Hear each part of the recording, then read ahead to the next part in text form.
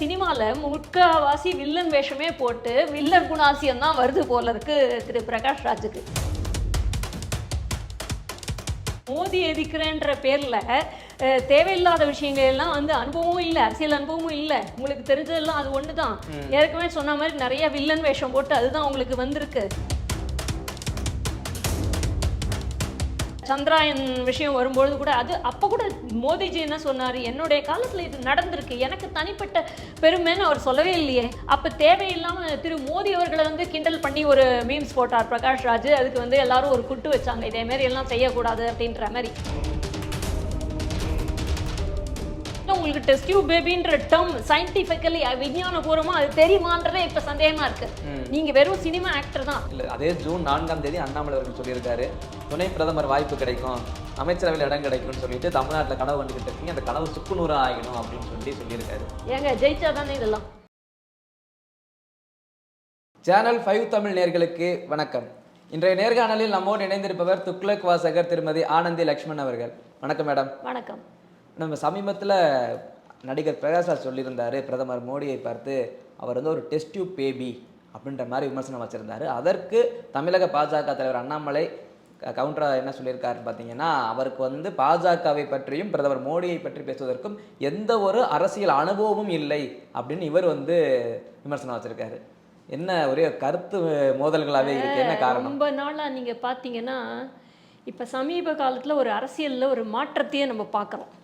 அந்த மாற்றம் எதனால் வந்தது அப்படின்னு கேட்டிங்கன்னா, உலகத்தில் பொதுவாக சொல்லுவாங்க, மாற்றம் என்ற ஒரு வார்த்தையை தவிர எல்லாமே உலகத்தில் உள்ள எல்லாமே மாற்றத்திற்கு உட்பட்டது தான் சொல்லுவாங்க. அதுபடி அரசியல்லையும் ஒரு மாற்றம் வந்துக்கிட்டு இருக்குன்றத நம்ம பார்க்குறோம். அது எப்படி அப்படின்னு கேட்டிங்கன்னா, முதல்ல இது வரைக்கும் சில கருத்து ரீதியாக சில கொள்கைகள் மக்களுக்கு இருந்ததோ, அதனால தான் தவறான ஆட்களை தலைவராக தேர்ந்தெடுக்கிறாங்களோன்னு கூட நமக்கு தோணித்து. ஆனால் இப்போ சமீப காலத்தில் பார்த்தீங்கன்னா மக்களுக்கு நல்ல விழிப்புணர்வு இருக்குது. அதுதான் அரசியல் மாற்றத்துக்கு வித்தாது. அதுபடி நீங்கள் பார்த்தீங்கன்னா, ஒரு பிரபலமான ஒருத்தர் ஒரு காலத்தில் காங்கிரஸ் ஃபர்ஸ்ட் ஆரம்பித்த போது உண்மையான தலைவர்கள், தேசியம், தெய்வீகம், அதெல்லாம் உண்மையாக கொள்கை பிடிப்பு உள்ளவர்களை தான் மக்கள் தேர்ந்தெடுத்தார்கள். அப்படிதான் நடந்தது. ஆனால் அதுக்கப்புறம் பார்த்தீங்கன்னா நடுவில் எல்லாம் மாறி போச்சு. ஒரு சினிமா பிரபலம், ஒரு இந்த தலைவர், இவங்களெல்லாம் ஒரு பிரபலங்களை தேர்ந்தெடுக்கிறதுக்கு இந்த பத்மஸ்ரீ அவார்டெல்லாம் கொடுக்குறவங்களாம் நீங்கள் பார்த்தீங்கன்னா, அதே மாதிரி ராஜ்யசபா எம்பி அதெல்லாம் செலக்ட் பண்ணவங்கலாம் பார்த்தீங்கன்னா, சில பேர் ஸ்போர்ட்ஸ் பர்சனாலிட்டி, அவங்களுக்குலாம் எம்பி, எம்எல்ஏ எம்பி இது கொடுத்துருப்பாங்க. அவங்க அனாவசியமாக சம்பளம் மாதிரி மக்கள் வரி பணத்தை வாங்கிட்டு சும்மா வரக்கூட மாட்டாங்க. அந்த அத்தனை வருஷம் அந்த ஒரு நாள் கூட பார்லிமெண்ட்டு கூட போயிருக்க மாட்டாங்க.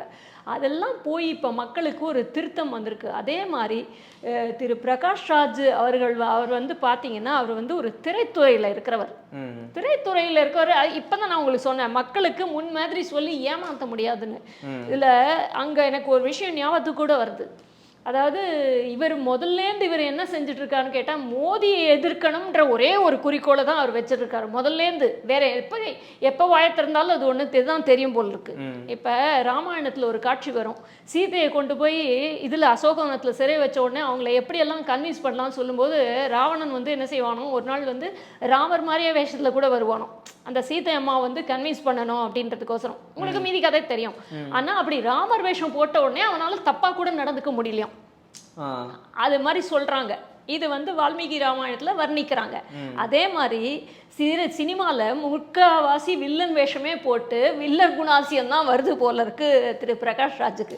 இதையே நான் குறிப்பாக சொல்கிறேன்னா, நீங்கள் மோதி எதிர்க்கிறேன்ற பேரில் தேவையில்லாத விஷயங்கள் எல்லாம் அனுபவமும் இல்லை, அரசியல் அனுபவமும் இல்லை. உங்களுக்கு தெரிஞ்சதெல்லாம் அது ஒன்று தான். ஏற்கனவே சொன்ன மாதிரி நிறைய வில்லன் வேஷம் போட்டு அதுதான் உங்களுக்கு வந்திருக்கு.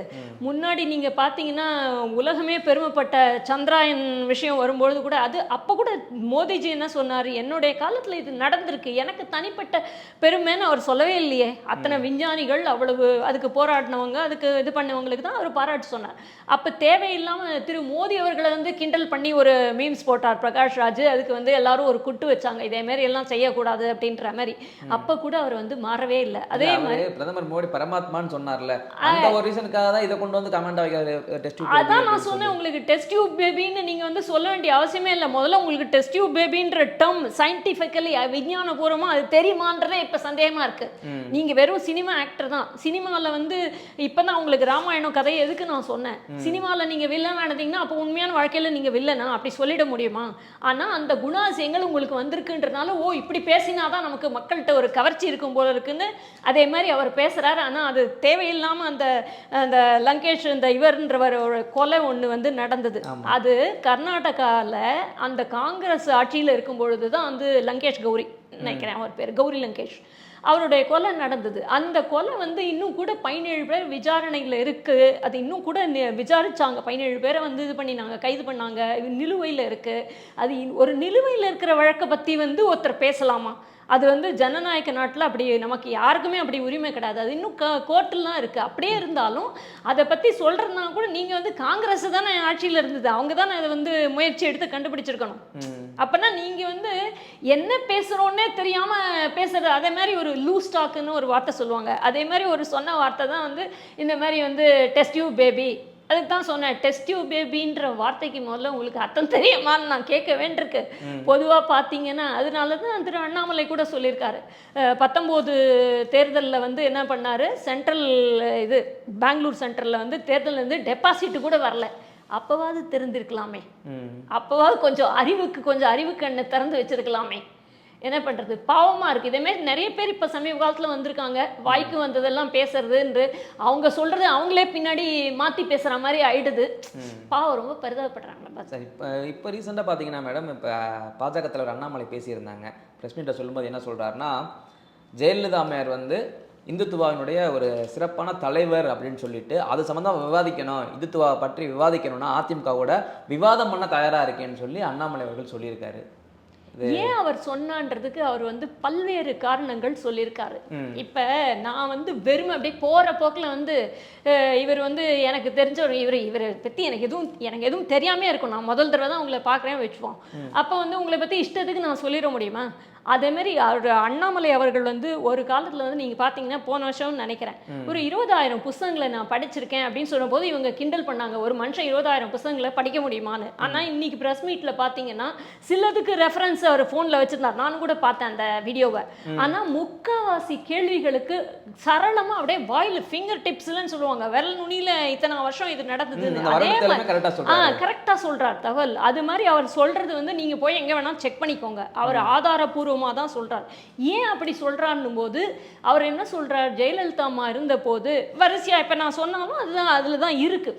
இந்த எத்தனாம் வருஷம் 84 அப்ப சொன்னா நான் பிறந்து ஒரு மாசம் தான் இருக்குங்க எனக்கு, ஜூலை 84 நினைக்கிறேன். அந்த ஜூலை 84 வந்து ஒரு மக்களவை இதுல வந்து அவங்க பேசுறாங்க. அப்ப பேசும்போது நீங்க பாத்தீங்கன்னா அவங்க எல்லாமே நம்மளோட இந்து இதுக்கு ஆதாரமா தான் அவங்க பேசுறாங்க. அப்ப சொல்லும் பொழுது அண்ணாமலை இன்னொன்னே குறிப்பிட்டு சொல்றாரு, இந்துத்துவான்னு சொல்லும் பொழுது அதை என்னமோ ஒரு தனி பூதாகாரமா நீங்க தான் அதை பெருசுபடுத்திருக்கீங்க. அது வாழும் வகை, வாழும் முறை, நாங்க எல்லாரையும் அணைச்சிக்கிட்டு வாழவங்க, எங்களுக்கு ஏது பகை, ஒரு வாழும் வகை, அது எங்களுக்கு ஏது பகை. இதை தான் அவர் சொல்றாரு. அதை தான் அவர் சொல்றார். ஜெயலலிதா அம்மா அவ்வளோ தூரம் ஆதரிச்சு பேசினாங்க. அவங்க என்னைக்குமே இதுக்கு அகேன்ஸ்டா அவங்க சொன்னதே கிடையாது. இன்னும் சொல்ல போனா திரு அத்வானி அவர்கள் தலைமையில வந்து ஒரு கையெழுத்து இது கூட நடத்தினாங்க, ராமர் கோயில் கட்டணுன்றதுக்காக. அதுக்காக கையெழுத்து நடத்தினாங்க. அப்புறமா இன்னொரு இடத்துல அவர் சொல்றாரு, ஒரு இந்த கூட்டத்தில் வந்து அவங்க வந்து காஷ்மீரோட 370 ஆர்டிக்கல் இது வந்து கொண்டு வரணும். ஏன் அதை கொண்டு வரணும்னா அங்கே இருக்கிற இந்துக்கள்லாம் வந்து கொடுமைப்படுத்தப்படுறாங்க. இன்னைக்கு ஊடகங்களில் எல்லாத்துலேயும் அதை மூடி மறைக்க தான் பார்த்தாங்க. 90ஆம் வருஷம் வந்து காஷ்மீரில் ஏற்கனவே இருந்த அந்த இந்துக்கள் அவங்க அந்த ஊரை சேர்ந்தவங்க, அதுக்கு அந்த கதைக்கு நம்ம அப்புறம் போகலாம். ஆனால் அவங்கள வந்து அவ்வளோ கொடுமைப்படுத்தியிருக்காங்க அந்த முஸ்லீம் எல்லாம். அவங்களெல்லாம் வந்து அவங்க வீடு வாசல் எல்லாத்தையும் விட்டுட்டு ஓடி வந்து ரொம்ப மோசமாக போச்சு. இதுக்கு என்ன காரணம்னா இந்த எல்லாருக்கும் மாதிரி எல்லா மாநிலங்கள் போல அந்த ஆர்டிக்கல் 370 அதை எடுத்துட்டா அது வந்ததுன்னா சரியா இருக்கும்ன்றத ஜெயலலிதா அம்மா குறிப்பிட்டு சொல்லியிருக்காங்க. ஆகக்கூடி அவங்க என்னைக்குமே இதுக்கு எதிர்மறையா அவங்க பேசினதே இல்லை. அப்படின்னா அவங்க சிறுபான்மையினரை வந்து எதிர்க்கிறாங்களா அப்படின்னு கேட்டா அதுவும் இல்லை. அவங்க சுபாவமா மனுஷத்தன்மையோட இந்துத்துவான்றைய தன்மை என்ன, எல்லாரையும் அணைச்சு போறது. நீங்க முஸ்லீமா எதிர நிக்கிறது, கிறிஸ்துவமானு எனக்கு கவலை கிடையாது, சக மனிதர் நீங்க. நானும் இந்த உலகத்தில் எல்லா உயிர்களுக்கும் வாழ எவ்வளோ அருகதை உண்டோ எனக்கு இருக்க மாதிரி உங்களுக்கு உண்டு, உங்களையும் அணைச்சி தான் நான் போகிறேன், நான் போய் உங்களை சிறுபான்மையர்னு உங்களை வந்து தனியாக வந்து எதிர்ப்பேனா, இப்படி தான் ஜெயலலிதா அம்மா இருந்திருக்காங்க. எல்லாருக்கும் உரிய ஒரு இது. ஆனால் இன்னைக்கு அவங்க கட்சி அதிமுகவில் எடப்பாடி அவர்கள் வந்து என்ன ஸ்டாண்டு வைக்கிறாரு, என்ன அவங்களோட இது வைக்கிறாரு, அவங்களுக்கு வந்து எதுலேயுமே ஒரு இது இல்லை. ஜெயலலிதா அம்மா வளர்த்த அந்த கட்சியில் அவ்வளோ ஜெயலலிதா அம்மா பேரை சொல்லி இருக்கிற அதிமுகவில் இருக்கிற எடப்பாடி அவர்கள் எங்கேயோ ஒரு தீவிரவாதத்தோடு தொடர்பு வச்சிருக்கிற ஒரு கட்சி தலைவரை போய் இவர் நேரில் போய் பார்க்குறாரு. ஜெயலலிதா அம்மா இருந்தால் இதெல்லாம் பண்ணியிருப்பாங்களா? அவங்க என்றைக்குமே நாட்டு நலனுக்கு எதிர்பாரையாக அவங்க சொன்னதே கிடையாது. நீங்கள் யாரை வேணால் கேட்கலங்க. அதனால தான் வந்து இன்னி வரைக்கும் அவங்க மறைஞ்சு இத்தனை வருஷம் ஆனால் கூட இன்னி வரைக்கும் அவங்களுக்குன்னு ஒரு தனி மரியாதை இருக்கு. ஒரு மரியாதை, மதிப்பு, இதெல்லாம் வந்து நீங்க சொல்லி வரவழைக்கிறல. இப்ப அண்ணாமலை வந்து எந்த பதவியில இருந்திருக்காரா? இல்ல, இதுவரைக்கும் இல்ல. இந்த முறை ஜெயிச்சு போறார், அது வேற விஷயம். ஆனா அந்த மக்களை வந்து எப்படி வெறுமை பேச்சுவார்த்தையில கவர்றது இல்லைங்க, உள்ளார்ந்து மனசுல வர விஷயம். நான் முதல்ல சொன்னேன் 20,000 புத்தகங்களை படிச்சான்னு சொன்னேன், அதுக்கு ஆதாரம் அவரோட பேச்சுல வருது. அதே மாதிரி அதையும் அவங்க கேலி பண்ணாங்க. ஏன்னா உங்களுக்கு தெரியல. இப்ப நான் இப்போ உங்கள்கிட்ட சொல்கிறேன், எனக்கு வந்து இந்த சினிமாவில் வேண்டாங்க புஸ்தகம் வேணாம், இந்த சினிமாவில் இந்த சீனு இப்படி வரும்னு நான் சொல்கிறேன். நீங்களும் அந்த சினிமாவை பார்த்ததே இல்லை, நீங்கள் சினிமாவே பார்க்குற பழக்கம் இல்லாதவங்க. நீங்கள் வந்து நான் சொன்னேன்னா நீங்கள் என்ன சொல்வீங்க? என்னமோ இவங்க சொல்கிறாங்க, யாருக்கு தெரியும், சும்மா அடிச்சு விட்றாங்க போல இருக்குன்னு. அப்படி தான் அண்ணாமலை சொன்னாங்க. ஆனால் பின்னாடியே என்னுடைய அந்த மேதாவித்தனத்தை நிரூபிக்க வேண்டிய ஒரு காலகட்டம் வரும்போது டக்கு டக்கு டக்குன்னு வருது பதில். அப்படி ஒருத்தர் படிச்சிருந்தா தானே அது வரும். அறிவில் என்ன எல்லாருக்கும் புத்தகத்தை வந்து சில பேர் சொல்கிறாங்க IAS IPSலாம் 6 மாதத்தில் படிச்சிடலான்னு. நான் நினைக்கிறேன் ஒரு காலத்தில் நாங்கள்லாம் சின்ன வயசில் பிள்ளைகளை சொல்லுவோம், படிப்பு இல்லையா ஒன்றும் செய், இந்த புத்தகத்தை வந்து தலகாணி கடியில் வச்சுட்டு தூங்கு, இப்போ புத்தக பாடலாம் ஒன்று மண்டைக்குள்ளே ஏறுதா பார்ப்போன்னு. அப்படி இவங்கெல்லாம் செஞ்சுருப்பாங்களோ என்னமோ தெரியல. அதனால தான் அப்படி சொல்கிறாங்க. ஜெயலலிதா அம்மையார் அப்படி சொல்கிறதுக்கு என்ன ஒரு காரணம் சொன்னாங்கன்னா, இந்துத்துவம் அப்படின்னு ஒரு மதத்துக்குள்ள மட்டும் நீங்க அவங்களை அடக்குறீங்க, ஆனா அவங்க எல்லா மதத்துக்கும் உரியவர். முதல்ல இந்துத்துவான்றது ஒரு மதம்னு அடக்கிறதே நீங்க தான். இந்துத்துவான்றது ஒரு மதம் கிடையாது. இதை எத்தனை முறை சொல்றது? நீங்க வந்து புரியலையா உங்களுக்கு, இல்ல புரியாத மாதிரி நடிக்கிறீங்களான்னு எங்களுக்கு தெரியல. இது வந்து இந்துத்துவான்றது வந்து என்ன அப்படின்னு கேட்டீங்கன்னா, ஆதியில இந்த உலகத்துல இருந்த எல்லா உயிர்களும் வாழ்ந்த வகை இது. இதுல எங்க இந்த மதம் வந்தது?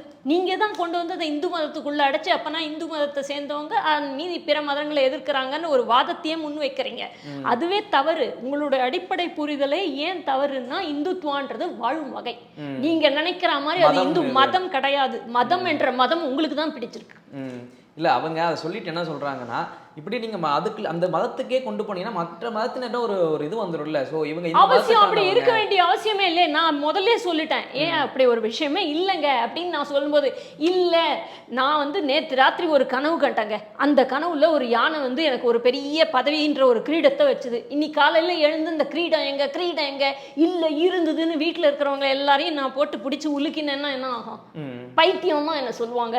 வேற வழி இல்லை, நமக்கும் அப்படி சொல்லும்படி ஆயிடுது. இப்ப ஜெயலலிதாவை அடுத்து இன்னொரு குற்றச்சாட்டு என்னன்னா, அதே தான் இந்துத்துவம். இப்போ இந்த இடத்துல காவிச்சாயம், ஜெயலலிதா அம்மையாருக்கு பதிலாக திருவள்ளுவருக்கு காவிச்சாயம் பூசுறாங்கன்னு சொல்லிட்டு அடுத்த ஒரு குற்றச்சாட்டை வைக்கிறாங்க. பாருங்க, திருவள்ளுவருக்கு காவிச்சாயம் பூசுறது இப்ப ஒரு விதமா ஒண்ணு சொல்லணும்னு சொன்னா, முதல்ல இருந்து திரு மோடி அவர்கள் ஆட்சிக்கு வந்ததுலேன்னு ஒரு விஷயத்த வந்து பாக்குறோம். நீங்க வந்து காமாலை கண்டவனுக்கு பார்க்கறதெல்லாம் மஞ்சள்ற மாதிரி எல்லாத்துலேயும் நீங்கள் ஒரு மத சாயம் பூசிட்டு எல்லாத்தையும் பார்க்குறீங்க. பொதுவாக எல்லா மக்களையும் அணவச்சு போகிறது தான் இந்துத்துவான்னு சொல்லியாச்சு. அதில் இந்து மதம்ன்ற வார்த்தைக்கு இடமே இல்லை. சரிங்களா? அதே மாதிரி தான் நம்ம இந்தியாவில், நம்ம பாரத நாட்டில் இருந்த பழைய பண்பாடுகள் எல்லாத்தையும் நிலைக்கு கொண்டு வரணும். ரொம்ப வருஷம் நம்ம அதெல்லாம் மறந்தே இருந்திருக்கோம், நமக்கே தெரியல. நம்மளுடைய இது வெள்ளையன் வந்து நம்ம நாட்டை ஆண்ட பொழுது அவனுடைய முதல் இதுவே என்னவா இருந்ததுன்னா, இவங்க வந்து இவங்கள்ட்ட ஒற்றுமை ரொம்ப ஜாஸ்தியாக இருக்குது. எதனாலன்னா, இவங்க அந்த இந்துத்துவா, அந்த இந்து இதுன்ற ஒரு இதில் இருக்கிறனால இவங்களோட ஒற்றுமையை குலைக்கணும்னா இவங்களுக்குள்ள பிரிவினைவாதத்தை உருவாக்கணும்னு வெள்ளையன் தான் எடுத்து கொண்ட முயற்சி அது. அதை வந்து முன்னோடியாக கொண்டு சில புல்லுருவிகள் அதையே தான் வழியாக கொண்டு வந்திருக்காங்க. தமிழ்நாட்டில் அநியாயமாக அது உள்ளே வந்துடுச்சு. ஸோ 60 வருஷமா. ஆனால் மோடிஜியை பொறுத்த வரைக்கும் ஒரு செங்கோலை கொண்டு வந்ததாக இருக்கட்டும், இல்லை பாரதம் தான் விஸ்வகுருன்னு சொன்னதாக இருக்கட்டும், எல்லாரையும் அணைச்சு போவோன்னு சொன்னது இருக்கட்டும், எல்லாத்துலேயுமே பார்த்தீங்கன்னா நம்மளுடைய பெருமைகளை தான் சொல்கிறார். உலகம் முழுக்க போய் திருவள்ளுவர் ஏன் வடக்கிந்தியாவில் வந்து எவ்வளவோ புஸ்தகங்கள் இல்லையா, எழுத்தாளர்கள் இல்லையா, ஏன் திருக்குறளை கொண்டு போய் சேர்க்கணும்? அப்போ என்ன ஆயிடுறது அப்படின்னு கேட்டிங்கன்னா, இப்போ அந்த இப்போ சொல்கிற இவங்களுக்கெல்லாம் திருக்குறள் உண்மையாக தெரியுதோ இல்லையோ, திருவள்ளுவர் என்ன கலர்? இப்போ எங்கள் வீட்டுக்கு ஒரு அம்மா வந்து எனக்கு பசியோடு இருந்தேன், ஒரு அம்மா அண்ணா எனக்கு சாப்பாடு போட்டாங்கன்னு சொன்னால், நீங்கள் சாப்பாடு போட்டாங்களேன்னு நன்றி உணர்ச்சியோடு பார்ப்பீங்களா? ஐயோ அந்த சாப்பாடு எவ்வளோ சுவையாக இருந்தது, என் பசிக்கு எவ்வளோ நல்லா இருந்தது பார்ப்பீங்களா? அந்த அம்மா என்ன கலர் புடவை கட்டிட்டு இருந்தாங்கன்னு பார்ப்பீங்களா? அதை தான் இவங்க தவறாமல் செய்கிறாங்க. உண்மையிலேயே சொல்ல போனால் இப்போ திருவள்ளுவர் வந்து இதுக்கு ஆதாரம் இருக்குன்னு தான் சொல்கிறாங்க. முதல்ல ஆரம்பத்தில் 72ஆம் வருஷம் வரைக்கும் பழைய நூல்கள்லையும் அண்ணாதுரை அவர்கள் வந்து முதலமைச்சராக இருந்தபோது அவருடைய டேபிள் மேலே அந்த திருவள்ளுவருடைய படம் இருந்தது. அதுலெல்லாம் பார்த்தீங்கன்னா அதை மாதிரி தான் இருக்குது, அந்த ஆரஞ்சு கலர் இதுன்னு. இது எதனால அவங்க வடிவமைச்சாங்கன்னா இன்னும் பழைய சரித்திரங்களை நம்ம ஆராய வேண்டி வரும். ஆனால் நமக்கு இங்கே பார்த்தீங்கன்னா நமக்கு திருக்குறள் ஒழுங்காக சொல்ல தெரியல. நம்ம நாட்டில் நம்ம தமிழ்நாடுன்னு நமக்கு பேர், நம்ம ஊரில் வந்து ஒரு 75,000 பசங்க தமிழ் எக்ஸாமில் ஃபெயில் ஆகிறாங்க. இதையெல்லாம் கவனிக்க வேண்டிய நம்ம இவங்கள்ட்ட போய் திருக்குறள் கேட்டிங்கன்னா, திருக்குறளா நேத்தி லாலா கடையில் பார்த்த அல்வா இல்லை அப்படின்னு சொல்லுவாங்க. இன்னும் கொஞ்ச நாள் கழிச்சு தமிழ் மாதம் கேட்டால் சொல்ல தெரியலை. நீங்கள் அதையெல்லாம் கவனிக்கிறத விட்டுட்டு திருக்குறளுக்கு சாயம் பூசுற வேலையை வந்து நீங்க தான் அதை கையில் எடுத்திருக்கீங்க. அது ஒழுங்கா முன்னாடி எப்படி இருந்தோ வழியாக அந்த காவின்றது இதுக்கு முன்னாடி இருந்ததுதான். ஆமா, வெள்ளை பதிலாக முன் காவி துணி தான் இருந்தது. முன்னாடி அதுதான் இருந்தது. நான் தான் சொல்றேன், திரு அண்ணாதுரை அவர்கள் முதலமைச்சராக இருந்தபோது அவருடைய மேஜையில் அலுவலக அறை மேஜை மேல அந்த திருவள்ளுவருடைய படம் இருக்கு. அந்த படத்துல பாத்தீங்கன்னா அழகாக காவி கலர் இதுதான் போட்டிருக்கு. நீங்க பார்த்தே இராத. இப்ப நான் அதுக்கு ஒரு உதாரணம் கூட நான் ஒன்று சொல்லட்டும். அது எதுக்காக அந்த காவி சாயம் பூசின உடனே இவ்வளவு எதிர்ப்புகள் வர காரணம் என்ன? இது அரசியல். ஏன்னா நீங்க அரசியல்லாம் நீங்க எல்லாத்தையும், அதாவது எத்த சாப்பிட்டா, அதாவது பாஜக 3வது முறையா இப்ப வரதான் போகுது. 3வது முறை வரப்போகுது. எத்தனா பித்தம் தெளியோன்னு ஒரு வசனம் சொல்லுவாங்க. எந்த சாப்பிட்டான்னு அதெல்லாம் எதையோ கொண்டு வரீங்க. அவங்க இந்துத்துவாவை திணிக்கிறாங்க, மதவாதின்றீங்க, அப்படின்றீங்க. உண்மையில பார்த்தீங்கன்னா அவங்க அதேமாரி சொல்லவே இல்லைன்றது தான் உண்மை. ஆனால் நீங்கள் உங்களுக்கு தான் வந்து இந்த பிசாசு பிடிச்ச மனசு வந்து டெவில்ஸ் ஒர்க் ஷாப்னு ஆங்கிலத்தில் சொல்லுவாங்க. Empty mind devil's workshop. அதாவது உங்கள் மனசில் வந்து அறிவு இருக்க வேண்டிய இடத்துல அறிவு இல்லாத போனதுனால வேண்டாததெல்லாம் அதில் போட்டு இந்த மாரி விவாதங்கள் எல்லாம் கொண்டு இதை கொண்டு வந்திருக்க வேண்டிய அவசியமே இல்லை. இத்தனை வருஷ தமிழ்நாட்டு ஆட்சியில் எத்தனை பிள்ளைகளை எவ்வளவு திருக்குறள் சொல்ல வச்சிங்க நீங்கன்றத கொஞ்சம் சொல்லி பாருங்களேப்பா. இல்லை, இன்னொரு டவுட் எனக்கு என்னன்னா, இப்போ காவிச்சாயம் பூசினால வந்து திருவள்ளுவர் வந்து இந்துன்ற ஒரு கோட்பாட்டில் அடைக்கிறாங்கன்னு குற்றச்சாட்டை வைக்கிறாங்கல்ல. இப்போ எத்தனை, அதாவது மத ரீதியாகவே நம்ம எடுத்துப்போம், இந்து மதம், கிறிஸ்டியன் எடுத்துக்குவோம், இஸ்லாமியம் எடுத்துக்கிட்டா திருவள்ளுவரின் திருக்குறளை மேற்கோள் காட்டி பேசுறது அதிகம் பார்த்தா இந்துக்கள். கிறிஸ்டியன் எடுத்துக்கிட்டிங்கன்னா பைபிளில் இப்படி சொல்கிறாங்க அப்படின்னு சொல்லுவாங்க, இஸ்லாமிய எடுத்துக்கிட்டா குரானில் இப்படி வருதுன்னு சொல்கிறாங்க. இதை ஏன் ஒரு முதல் கருத்தை வைக்க மாட்டாங்க இந்துக்கள்ல யாருமே? ஏன்னா மேற்கோட்டுக்கு யாருமே நீங்கள் மேற்கோள் காட்டி பேசல. அது நீங்கள் சொல்லும்பொழுது என்ன ஆகுது இங்கே அப்படின்னு கேட்டிங்கன்னா, ரொம்ப வருஷமாக இதுக்கு வந்து நம்ம நிறைய விஷயங்களை பார்க்க வேண்டியிருக்கு. நம்ம இந்தியன் அரசியலமைப்பு சட்டத்திலேருந்து ஆரம்பித்து இப்போ கூட போன இதில் கூட நான் வந்து ஒரு பேட்டியில் கூட சொல்லியிருந்தேன்னு நினைக்கிறேன். அதாவது நம்ம வந்து ஒவ்வொரு உலக அளவில் வந்து எல்லாரும் நீங்கள் பார்த்தீங்கன்னு சொன்னீங்கன்னா அவங்க ஊரில் அவங்க படையெடுப்புன்றது எல்லா நாடுகள்லையும் சகஜம்தான். அந்நிய நாடுகள் வந்து படையெடுத்து வருதுன்னு அவங்க அப்போ என்ன செய்கிறாங்க, அவங்களோட வரலாறு சொல்லும் பொழுது நாங்கள் இன்னென்ன ராஜாக்கள்கிட்ட ஜெயிச்சோம், இந்த வெற்றி பெற்ற கதையை தான் அவங்க வைக்கிறாங்க. ஆனால் நம்ம ஊரில் மட்டும் பார்த்தீங்கன்னா இந்தியாவில் நீங்கள் படித்ததை நீங்கள் சொல்லுங்களேன், எத்தனை முகலாய பேரரசுக்கு முகலாய இன்வெடுப்பேன் நீங்கள் அதை தானே படிச்சிருக்கேன், நானும் அதை தான் படிச்சுட்டு வந்திருக்கேன். அப்போ நமக்கு ஏன் அதெல்லாம் சொல்லித்தரல? ஏன் சொல்லித்தரலன்னா அரசியலமைப்பு சட்டத்தில் கூட ஆர்டிக்கிள், அதை நான் குறிப்பிட்டேன், ஏன்னா சந்தேகத்துக்கு இடமா சொல்லக்கூடாதுனால நான் சொல்லலை. அந்த ஒரு அரசியலமைப்பு சட்டத்தில் கூட எப்படி இவங்க கொடுத்துருக்காங்க அப்படின்னு சொல்லிட்டீங்கன்னா, அதாவது ஒரு முஸ்லீமுக்கோ இஸ்லாமியருக்கோ கிறித்துவருக்கோ அவங்களுடைய மத போதனை செய்யறதுக்கு உரிமை இருக்குது அவங்களோட வழிபாட்டு தலங்களில். ஆனால் இந்து கோயில்களில் மத போதனை செய்யக்கூடாதுன்னு வச்சிருக்காங்க. அப்ப பாகுபாடை கொண்டு வந்தது யாரு? எல்லாருக்கும் உரிமை இருக்கு. செக்யூலரிசம் சொன்னா எல்லாருக்கும் இருக்குன்னு சொல்லியிருக்கணும். இன்னைக்கு நிறைய பேர் என்ன சொல்றாங்கன்னா, பாருங்க ஒரு கிறிஸ்துவா பிறந்தா அவங்க வந்து ஒரு ஞாயிற்றுக்கிழமை தூரம் வந்து இதுக்கு போகாம இருக்க மாட்டாங்க, இதுக்கு போகாம இருக்க மாட்டாங்க, முஸ்லீமா இருந்தா அவங்க வந்து ஒரு நாளைக்கு 5 முறை தொழாமல் இருக்க மாட்டார்கள்னு. ஆனா அந்த தொழுகை இடத்துலலாம் நீங்க வெறும் இதை மட்டும் தான் சொல்றீங்களா? ஆனா இந்துத்துவாவை பொறுத்த வரைக்கும் அது வாழும் வகையை சொல்லி கொடுத்ததுனால அது இன்னும் இருக்கு. ஆனா நமக்கு அது மாதிரி சொல்லணும்னு தெரியல. இப்ப திரு மோடிஜி வந்து அதையெல்லாம் முன்னுக்கு வைக்கிறார். நான் முதல்ல உங்களுக்கு சொன்னேன், நம்மளுடையதை தான் அவர் வந்து சொல்றார், முன் வைக்கிறார். ஏன்பா உன்னோட வசந்தது இவ்வளவு உயர்ந்த ஒரு விஷயத்தை நம்ம வச்சிருக்கோம், நம்ம பாரத நாட்டில் நம்ம பெருமைப்படணும், உலகத்துக்கே நம்ம சொல்றோம். எவ்வளவு அமெரிக்கர்கள் வந்து அவங்களோட கிறிஸ்துவ மதத்தில் இல்லாத விஷயங்கள்லாம் வந்து எங்களுக்கு இந்த இதில் தான், சனாதனத்தில் தான் எங்களுக்கு கிடைக்கிறதுன்னு அவங்க ஹரே கிருஷ்ணா ஹரே ராமா அந்த இயக்கம்லாம் அவங்க நிறைய பேர் இதில் சேர்ந்த காரணமே அதுதானே. அப்படி இருக்கும்பொழுது உங்களுக்கு வந்து வெறும் அரசியல் அல்ப காரணங்களுக்காக இதே மாதிரி உங்க பெருமையா உங்களுக்கு தெரியாம இருக்கீங்க. நாளைக்கு உங்க அடுத்த அவங்க இதை யார் பேசுறாங்களோ அவங்களோட குழந்தைங்க நாளைக்கு அடுத்த தலைமுறை வந்தீங்கன்னா அவங்களுக்கு அவங்களோட பண்பாடு கலாச்சாரம் இது எதுவுமே தெரியாம போறதுக்கு வாய்ப்பு இருக்கு. இல்ல இன்னுமே பேச்சுவார்த்தைகள் அவர் வந்து இந்து மதத்தில் அடக்குறீங்களா இல்ல இந்து மதமே கிடையாது அப்படின்னு பேச்சுவார்த்தைகள் போய்கிட்டு இருக்கு. ஆனா கவிஞர் கண்ணதாசன் என்ன சொல்றாருன்னா, ஒரு புக்கே இருக்குல்ல, அர்த்தமுள்ள இந்து மதம் அப்படின்ற புக்ல எழுதியிருக்காரு. பல திருக்குறள்களை வந்து அவர் எடுத்துக்காட்டாம வச்சிருக்காரு. இந்த குறள்லாம் வச்சு பார்க்கும்போது இவர் ஒரு இந்து மதத்தை சேர்ந்தவர் தான் அப்படின்னு அவர் ஆணித்தனமா சொல்லிட்டு போயிருக்காரு கண்ணதாசன். முதல்ல நீங்க அதை சொல்லும்பொழுது வேற ஒரு விஷயம் சொல்ல வேண்டிய வருது. ஒரு இஸ்லாமோ கிறிஸ்துவமோ தோன்றி உலகத்துல எத்தனை வருஷம் ஆயிருக்கும்? கிறிஸ்துவம் தோன்றி 2000 ஆண்டுகள் சொல்றாங்க. இஸ்லாம் அதுக்கு முன்னாடி இன்னும் கூட வந்து சமண மதம் இந்த மதம் எல்லா மதத்துக்கும் எடுத்துக்கோங்க. இதை நீங்க மதத்துக்குள்ள மதம்ன்ற வார்த்தைகளை கொண்டு வந்துட்டீங்க. அன்பார்ச்சுனேட்லி இல்ல போராத காலம் நீங்க இந்து மதம்னு கொண்டு வந்துட்டீங்க. சரி, அப்படி எடுத்துக்கிட்டா கூட நீங்க சொல்ற சனாதன தர்மன்றதுக்கு கால அளவு உங்களால சொல்ல முடியுமா? சொல்ல முடியாது. அப்பனா எல்லாத்துக்கும் கல் தோன்றி மண் தோன்றா காலத்து மூத்த குடின்னு சொல்ற அந்த நேரத்திலேயே அப்பவே இது இருந்திருக்கு. ஏன் இது தனியா யாரும் உருவாக்கல? கிறிஸ்துவ மதத்தை உருவாக்கியவர் ஒருத்தர், இஸ்லாமிய மதத்தை உருவாக்கியவர் ஒருத்தர்னு எல்லாருக்கும் உருவாக்கினவங்க பேரை சொல்றாங்க. இந்து மதத்தை உருவாக்கினவர்னு யாரையாவது சொல்ல முடியுமா? ஏன்னா உங்களுக்கு தெரியல, இதோட ஆரிஜின் உங்களால கண்டே பிடிக்க முடியல, அவ்வளவு பழமையானது. சோ அங்க ஏற்கனவே இருந்த அப்ப எல்லாரும், நீ இன்னும் சொல்ல போனா இன்னைக்கு இந்துக்கள் முஸ்லிம்கள்னு சொல்லிக்கிட்டு இருக்கிற எல்லாருக்குமே கூட அவங்க முன்னோர்கள் இதே நீங்க அதான் இந்து மதம்ன்ற வார்த்தையில் நீங்க கொண்டு வந்துட்டீங்க. ஆக மொத்தம் நீங்க மனுஷ இனம், மனித ஜாதி, அவ்வளவுதான். மனித ஜாதி எது அப்படின்னு கேட்டீங்கன்னா இந்த இந்துத்துவ அடிப்படை. ஏன்னா இதுதான் இருக்கு உலகத்துல. பூமி வந்து உருண்டையா இருந்தது. நீ கொஞ்ச நாள் முன்னாடி யோசிச்சு பாருங்க.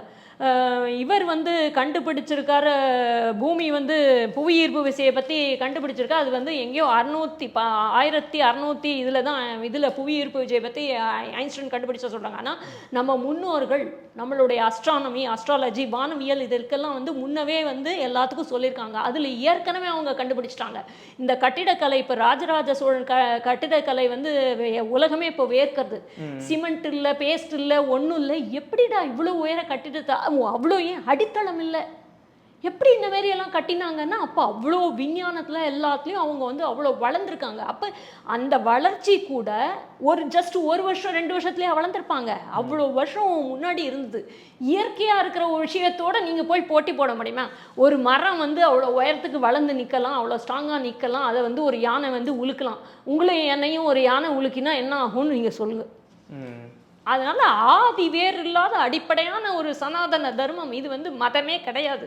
இதுதான் இருந்தது. இதுலேருந்து தான் எல்லாம் பிரிஞ்சு வந்தது. அதுக்கப்புறம் நான் அதுக்கு தான் உங்களுக்கு சொன்னேன், இதுக்கெல்லாம் இந்த மதம் அந்த மதம் பாஜக சைடுலேருந்து மதச்சாய காவிச்சாயம் பூசலாம் எகென்ஸ்ட் இந்த திராவிட கட்சிகள் இந்த மாதிரி சைட்லேருந்து மதச்சாயத்தை பூசி உங்களுக்கு பொழுது போல நான் சொன்னேன்ல, எதை இது பண்ணால் நீங்கள் பண்ணுறது உங்களுக்கு நீங்களே வினையை வச்சுக்கிறீங்கன்றதை நீங்கள் உங்களுக்கு அடுத்த தலைமுறையை வந்து நீங்கள் கெடுத்துட்டு. இப்போ நான் அதுக்கு தான் ஒரு வார்த்தை சொன்னேன், அவ்வளோ தமிழ் வளர்க்குறதா சொல்கிற இவங்க எத்தனை பேரை திருக்குறள் சொல்ல வைக்க முடிஞ்சது இவங்களால? தமிழ் பரீட்சை எழுதுகிற பசங்க வந்து ஃபெயில் ஆகிறாங்கன்னு கேள்விப்படுறோம். தமிழ் மாசங்களை கேட்டால் சொல்ல தெரியலை. இன்னும் எவ்வளவு அருமையான விஷயங்கள்லாம் இருக்குது. ஒருவேளை நீங்கள் தமிழுக்காகவே பாடுபடவே நீங்கள் வந்ததாகவும் பாஜக வந்து அதை வந்து கெடுக்குது, இல்லாட்டா அதை வந்து சாயம் பூசுதுன்னு நீங்கள் சொல்கிறது உங்கள் வார்த்தைப்படி உண்மையாக இருந்தது, நான் சொல்கிறது எதிர்கட்சிகளை சொல்கிறது உண்மையாக இருந்தால் அதை வளர்க்க நீங்கள் என்ன பண்ணீங்க இத்தனை வருஷத்துலன்ற ஒரு கேள்வி வருது இல்லை? அதே மாதிரி எதை எடுத்தாலும் ஒரு பார்ப்பனியம், இந்து மதம் ஆக மொத்தம் அவங்க சொன்னதை நான் எதிர்க்கணும். சும்மாவே வீம்புக்கு எதிர்க்கிறதுன்னு இதுக்கு தான் சொல்லுவாங்க. இப்போ ஒரு வீட்டில் வந்து சின்ன பசங்க வந்து பிடிவாதம் பிடிக்கிறாங்க எதுக்குன்னு சொன்னான்னு வச்சுக்கோங்களேன், அப்பா அம்மா சின்ன குழந்தைய ஒரு இந்த வயசாக கூட இருக்கட்டும், அந்த குழந்தை வந்து சொல்லுது, அந்த பிள்ளை சொல்லுது எனக்கு இந்த மிட்டாயி இந்த கடையில் இப்போ தான் வாங்கி தரணும்னு. அம்மாவுக்கு தெரியும் அந்த குழந்தைக்கு உடம்பு சரியில்லை, இதை சாப்பிட்டா வயதுக்கு ஆகாதுன்ட்டு. ஒரு 2-3 முறை சொல்லி பார்க்குறாங்க. அப்புறம் கூட அது ஆர்கியூ பண்ணுதுன்றதுக்காக அம்மாவும் பண்ணுவாங்களா? ஏதோ ஒன்று சொல்லுவாங்க, ஒரு நேரத்தில் ஒரு அடிச்சு கூட சொன்ன பேச்சுக்கள். ஏன்னா அவங்க நல்லதுக்கு தான் சொல்கிறாங்க. இப்போ இந்த மிட்டாயை வாங்கி கொடுத்தா அடுத்த நேரம் அந்த பிள்ளை தான் கஷ்டப்படும், வயிற்று வலி வந்துடும், கஷ்டப்படும், ஏதோ உடம்பு சரியில்லை அதனால சொல்கிறாங்க. அதனால ஒரு நல்லது எதுன்றத சொல்லும் பொழுது கொஞ்ச நாளைக்காவது அதை நீங்கள் ஏற்கலாம். நீங்கள் யோசிச்சு பாருங்களேன். ஏன் உங்களுக்கு நீங்கள் இப்போ நான் ஒரு சாமானிய ஆள் நான் சொல்கிறேன், ஒரு 2000 வருஷம் முன்னாடி தான்ப்பா கிறிஸ்துவ மதம் தோணித்து. அது வந்து அதுக்கு முன்னாடி எத்தனை வருஷம் முன்னாடி தான் வந்து இஸ்லாமிய மதம் தோன்றியது. ஆனால் இந்து மதத்துக்கு கால அளவே காணாமே. அந்த அந்த கோணத்தில் நீங்கள் யோசிச்சு பார்த்தீங்கன்னா கூட நீங்கள் இந்த வார்த்தையை பேச மாட்டீங்களே. ஆனால் உங்களுக்கும் ஒரு விதத்தில் பார்த்தா இன்னொன்று தோணும், உங்களுக்கும் தெரிஞ்சிருக்கு நீங்கள் வீம்புக்காக வேணும்னு எதிர்க்கணும், எதையாவது சொல்லணும், ஏதாவது பிரச்சனை. இப்போ திருக்குறளை சொல்ல வைக்க முடியாத நீங்கள் அடுத்த தலைமுறையை திருவள்ளுவருக்கு சாயம் பூச நினைக்கிறது ஏன்? அந்த பிரச்சனை எதுக்கு எடுத்தீங்க அதை சொல்லுங்க முதல்ல. அதுதான் நான் அங்கே பார்க்குறேன். ஓகே, இப்போ திருவள்ளுவர் பிரச்சனை அடுத்து அரசியல் களம். இங்கே இப்போ சொல்லியிருக்காங்க, அமித்ஷா அவர்கள் சொல்லியிருக்காரு, ஜூன் 4ஆம் தேதி ராகுலுடைய அணி தோல்வி அடைந்தால் உடனே சொல்லிடுவாங்க வாக்கு இயந்திரத்தில் வந்து ஃபோர்ஜரி பண்ணிட்டாங்க அப்படின்னு ஒரு குற்றச்சாட்டோடு வருவாங்கன்னு இப்போவே சொல்லிட்டாரு அமித்ஷா அவர்கள். இது வழக்கமாக அவங்க செய்கிறது தானே, வழக்கமாக இது செய்கிறது தானே. அதாவது எல்லாத்துக்கும் நம்ம இதில் எல்லாமே நம்ம சொல்லி வச்சுட்டு போயிருக்காங்க முன்னோர்கள். உங்களுக்கு ஆட தெரியாது, ஆனால் அதுக்கு பதிலாக என்ன பண்ணீங்க, மேடையில் ஏறிட்டு மேடை கோணல்னு நீங்கள் சொல்லிட்டீங்க. அதே மாதிரி இவங்க நீங்கள் பார்த்தீங்கன்னா இது ஒன்றும் புதுசு இல்லை. இதுக்கு முன்னாடி அந்த 5 மாநில தேர்தல் வந்ததா, 5 மாநில தேர்தலையும் ஜெயிச்சிருவேன்னு சொல்லி ரொம்ப உறுதியாக இருந்தாங்களா. அப்போ கூட வந்து தெலுங்கானாலையும் இதுலேயும் ஜெயிச்சாங்க, 2 மாநிலத்தில் ஜெயிச்சாங்க. அப்போ அதை பற்றி பிரச்சனை எடுக்கலை. அப்போ இவிஎம் மிஷின்லாம் ரொம்ப கரெக்டாக இருந்தது. இதே இவிஎம் மிஷினை வந்து 100 தடவை சுப்ரீம் கோர்ட்டில் கூட நிரூபிச்சாச்சு. இதை ஒன்றும் யாரும் இதை வந்து இது பண்ணுறதுக்கெல்லாம் சான்ஸ் இல்லைன்னுட்டு. சரி, அப்படி இருக்குன்னா நீங்கள் ப்ரூவ் பண்ணலாம், இதில் வந்து பொது இடத்துல வந்து ப்ரூவ் பண்ணலாம், அதை வந்து நிரூபிக்கலாம், நீங்கள் வாங்கன்னா ஏன் இவங்க வரல அப்படின்னா. இப்போ தான் சொன்னேன், அவங்களுக்கு ஆட தெரியல, தோற்று போகிறோன்னு தெரிஞ்ச உடனே அவங்க தப்பாக ஆடிட்டாப்பா, அவங்களுக்கு சரியாகவே இல்லை. அப்போ நீங்கள் ஜெயிச்ச நேரத்துலாம் அதே மிஷின் தப்புன்னு சொல்லுவீங்களா? நீங்கள் ஜெயிச்சிருக்கீங்க, நீங்களும் ஒரு 2 மாநிலத்தில் 4 மாநிலத்தில் நீங்களும் ஜெயிச்சிருக்கீங்க, கேரளாவில் இதில் அதெல்லாம் நீங்கள் ஜெயிச்சிருக்கீங்க. அப்போ அங்கெல்லாம் ஏன் சொல்லலை? அதனால தான் அமித்ஷா சொல்கிறாரு, நீங்கள் இப்படி உங்களுக்கு அது அழுக்கலை, நீங்கள் இதையே செய்வீங்க, ஆனால் எங்களுக்கு போர் அடிச்சு போச்சு, என்ன வழக்கமாக பாடுற பல்லவியே பாட போகிறேன் அவ்வளோதான். நீங்கள் இதை தான் சொல்ல போகிறீங்கன்னு தெரியும். ஆனால் அவங்கள பொறுத்த வரைக்கும் நல்ல, இப்போ நான் முதல்ல ஆரம்பிக்கிறச்சவே சொன்ன மாதிரி மக்களுடைய விழிப்புணர்வு, மக்களுடைய உணர்வு, யார் நமக்கு நல்லது செய்வாங்கன்னு மக்களுக்கு தெரிஞ்சிருக்கு. முன் போல் ஏமாற்ற முடியாது. இந்த முறை திருப்பியும் 3வது முறையாக பாஜக வந்து பதவிக்கு வரும். அவங்க சொன்ன மாதிரி 400, திரு அண்ணாமலை அவர்கள் சொன்ன மாதிரி 372 வந்து பாஜகவுக்கு மட்டும், மற்றபடி ஜனநாயக கூட்டணியில் மிச்ச வர இடங்கள்லாம் வந்துடும். அதெல்லாம் சேர்த்து சர்வசாமா 400 வரும், ஒன்றும் இல்லைன்ற இவங்களுக்கு அவ்வளோ உறுதி இருக்குது. ஏன்னா இவங்க வளர்ச்சி பாதையில் தான் நாட்டை எடுத்துகிட்டு போயிருக்காங்க. அதனால தான் அவ்வளோ உறுதியாக சொல்கிறாங்க. இந்த உறுதியை உங்களால் சொல்ல முடிஞ்சால் நீங்கள் இவிஎம் மிஷினை குறை சொல்ல மாட்டீங்க. இல்லை, அதே ஜூன் 4ஆம் தேதி அண்ணாமலை அவர்கள் சொல்லியிருக்காரு, துணை பிரதமர் வாய்ப்பு கிடைக்கும், அமைச்சரவையில் இடம் கிடைக்கும்னு சொல்லிட்டு தமிழ்நாட்டில் கனவு கண்டுகிட்டு இருக்கீங்க, அந்த கனவு சுக்குநூறாக ஆகிடும் அப்படின்னு சொல்லியிருக்காரு. ஏங்க ஜெயிச்சா தானே இதெல்லாம் ஒரே வார்த்தையில முடிச்சிடலாம், ஜெயிச்சா தானே பார்த்துக்கலாம். அதனால தான் அந்த வார்த்தை சொல்கிறாரு. ஓகே மேம், தொடர்ந்து பேசுவோம். நன்றி. நன்றி.